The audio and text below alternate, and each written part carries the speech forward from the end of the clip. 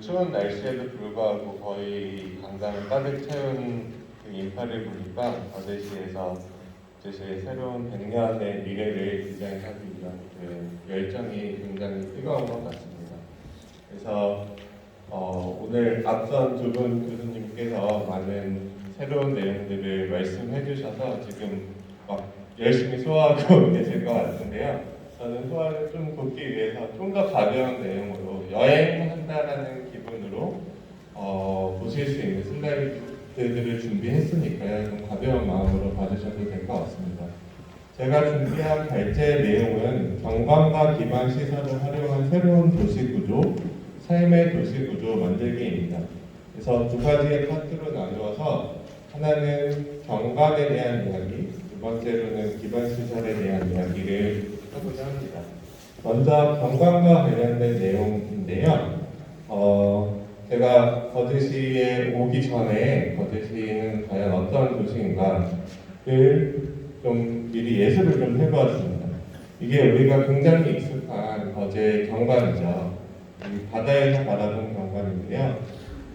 예상했던 대로 우리나라의 다른 도시들이 가지고 있는 경관과 비슷하게 굉장히 수려한 산 아래 굉장히 고층의 건물들이 지형과는 커다란 관계없이 자리 잡고 있고 그런 모습을 볼 수 있었고요. 또 해안가도 굉장히 아름다운데 해안가와 이 안쪽에 있는 도시와의 경계선이 그렇게 크지 않다는 것도 발견할 수 있었습니다.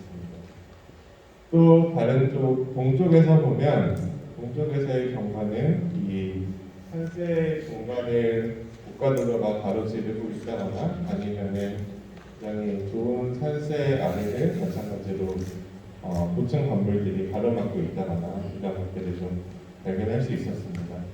그런데 반대로 우리가 왜 새로운 것들을 보고 접하고 싶어서 여행을 많이 가시잖아요.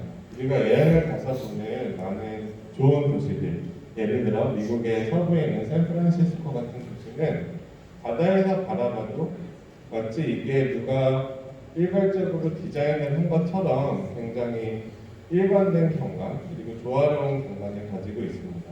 그런데 이게 그냥 경관만을 위해서 좀 관광지로서 사용하기 위해서 만든 도시가 아니고요.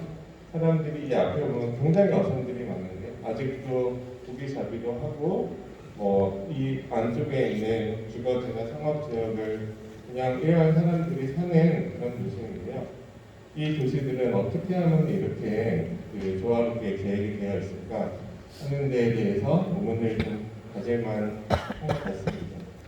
해안 말고 내부로 들어오면 어떨까요? 우리가 매일 지나다니는 그런 도로들은 크게 보면 굉장히 좋은 입지적인 조건을 가지고 있음에도 불구하고 산을 바라보는 경관을 막고 있다든가 그건 어디가 어딘지 사실은 잘 공간하기 어려운 굉장히 혼란스러운 도시의 모습을 하고 있습니다. 그것은 아까 말씀드린 대로 거제뿐만이 아니고 우리나라 전 국토에 있는 도시들이 대부분 이런 모습인데요. 제 서울에서 굉장히 유명한 성수동이나 상암동 같은 거리도 굉장히 혼잡스러운 모습으로 계획이 되어 있습니다.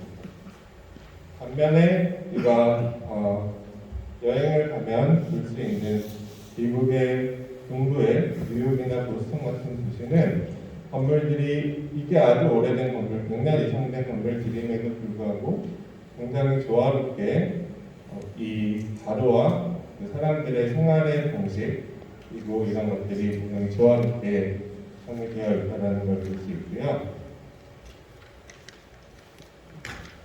또 서부로 가보면 샌프란시스코나 LA 근처의 산타모니카라는 도시를 보면 그것들이 다시 말씀드리지만 관광지가 아닙니다. 그냥 보통의 사람들이 살아가는 동네인데 어디서나 뒤에 도로의 끝에는 산을 볼 수 있는 그런 굉장히 시원한 조망점을 가지고 있고 모든 건물들이 서로 경쟁한다기보다는 역과의 조화를 맞추기 위해서 디자인되어 있는 것처럼 그렇게 보입니다.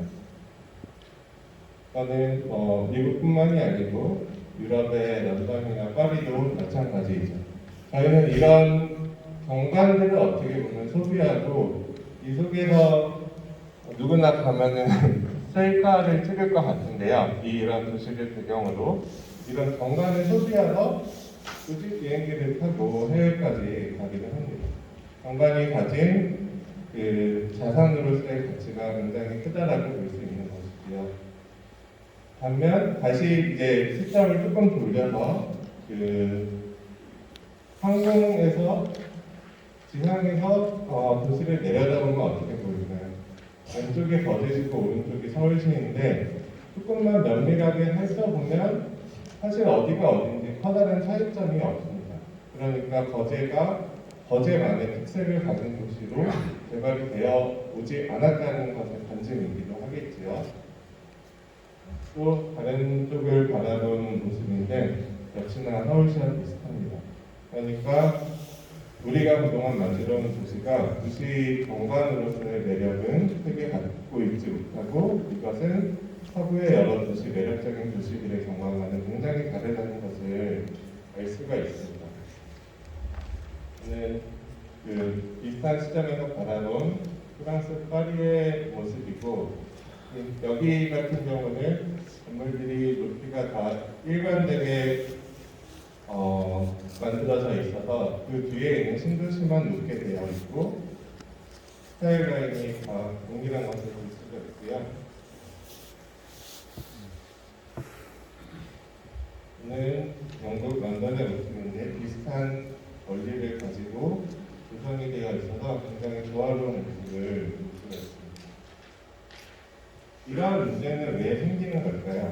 이러한 문제는 정리하자면 우리나라의 도시 같은 경우는 개별 필지 그리고 파편화된 지구 단위 계획 중심으로 한 계획이 이루어져 있고 건축물의 형태나 역 건물과의 조화보다는 개별 필지 내 건축물의 용적률과 건폐율을 통한 계획을 하기 때문에 모든 필지들이 개별적인 계획이 이루어져서 결과적으로 이런 모습을 갖게 된다고 볼 수 있습니다.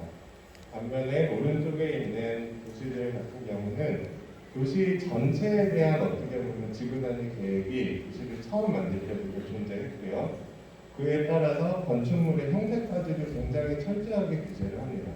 어떻게 보면은 이런 도시들에 있는 건축가들은 내 개성을 뽐내기보다는 역 건물과의 조화를 더 우선시해서 건축을 할 수밖에 없는 그러한 모습도 볼 수